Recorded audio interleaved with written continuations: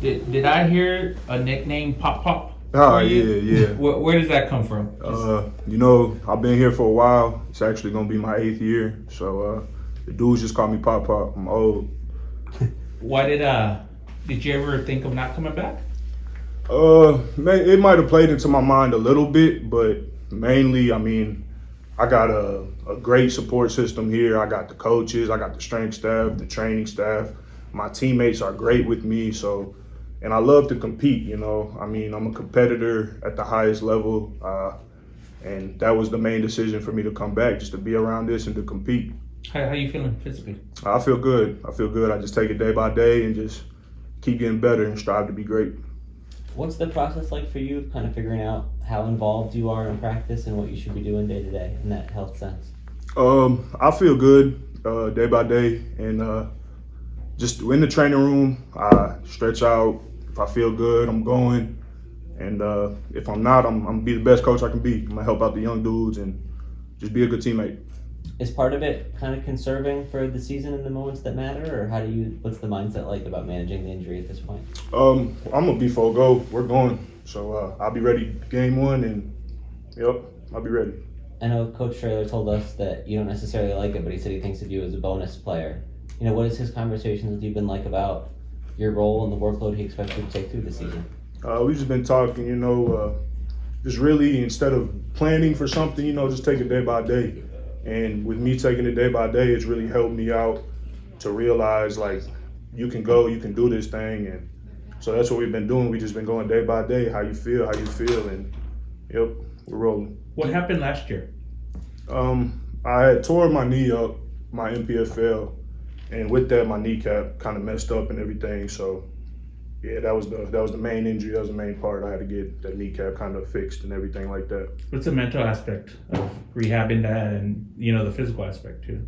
It's tough. It's always going to be tough on anybody. But one thing I've been doing recently is, I'm here for my 8th year, and I'm grateful. Some people don't even get their 7th year back, or some people tried to get their 8th year back, they didn't get it. And some people had worse injuries than me where they literally couldn't come back and weren't the same ever. So that's just my thought process with that. You're here, so let's do it. Is there any frustration? I think people consider you like an all conference type of a player. What's the frustration of not being able to get on the field there?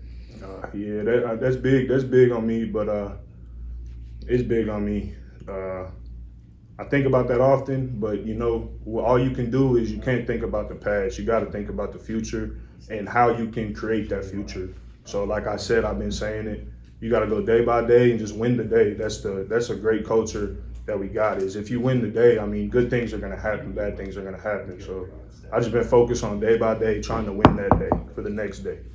You mentioned MPFL. I don't hear that injury very often. Is that a rarer injury, or what do you know about that?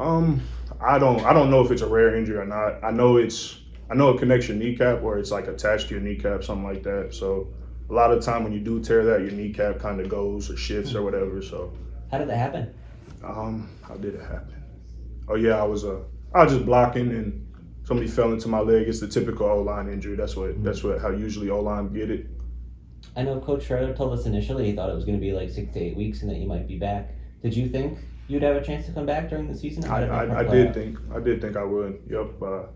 I ran into some other problems and I ended up getting another surgery. So. Oh, what happened there? I just had to fix up some of that kneecap that I told you about.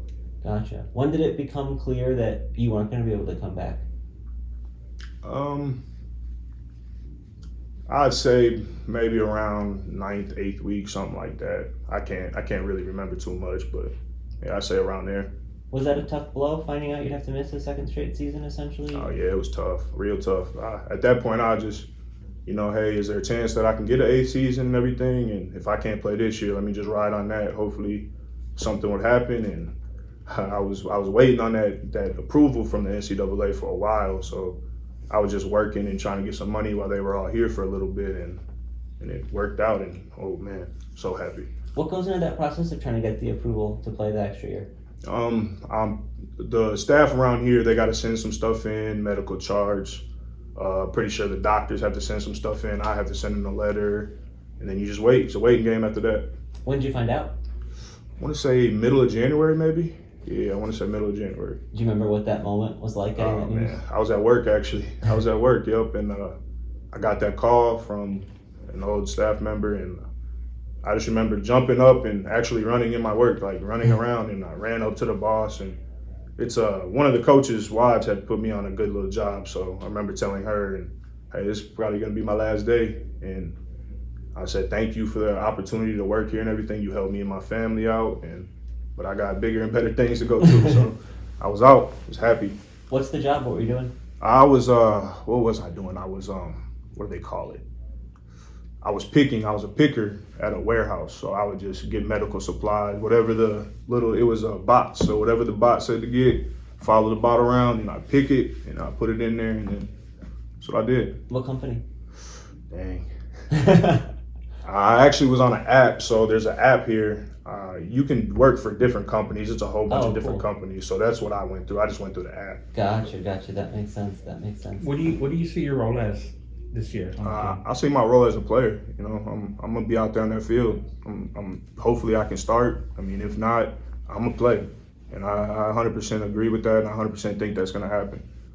Did you ever have any thoughts of whether it was worth it to keep pursuing football, or if the injuries might have just been, kind of the end of the line for you? Yeah, I definitely did. You know, you're old or whatever, but I'm a competitor. I'm a big competitor. So, you know, all the outside voices or whatever you see on the internet about people being old and playing, you know, a lot of them dudes never really been here and played. So this is something true to my heart. Football I love it. I played it for so long. It's really a lot of the things that's all I really know. And I like it. Was the love for football ever shaken? I know sometimes when people can't do something that they're that passionate about, that part starts to take a hit. I always love football, hurt or not. I mean, football it's a game of life. It teaches you so much. I mean, you get hurt, you learn things from life. You're playing in the game, you're playing with your teammates. You learn things from life that you could take, or from the game of football that you could take with you in life. Did you try to be around the team and engaged, whether it was through the spring or after you got hurt last fall? Yes, I did. What kind of stuff do you bring to like a meeting room, or how do you try to stay with it in that sense? I just try to be a coach. I'm almost like a secondary coach if I can. I mean, I switched from D-line to O-line, and I feel like I've been successful at O-line when I have played. So I feel like I know technique-wise, like how to teach these young guys, or this will work compared to this, try this, or try that, I did this, I've struggled with this, so try this, you know, that's what I kind of try to do. Do you want to coach potentially after your time here's done? Yep, that is my career path that I do want to do. I do want to coach. Do you still have NFL aspirations at all? I mean, if it comes, it comes. I'm not really sitting up here thinking about the NFL or nothing. I'm thinking about playing this year with my guys, you know, and if something comes, it comes. But I know how the NFL is and everything, and I'm just focused on this year, really, honestly. Being, the position you talked about at the start here was one of the oldest guy on the roster. Does that change kind of your relationship with your teammates, or what you try to bring in a leadership sense? Like, what's that dynamic like being the elder statesman here? It means I got to be more mature, and I got to take care of my business different than a lot of other people. I gotta show them like the right things to do.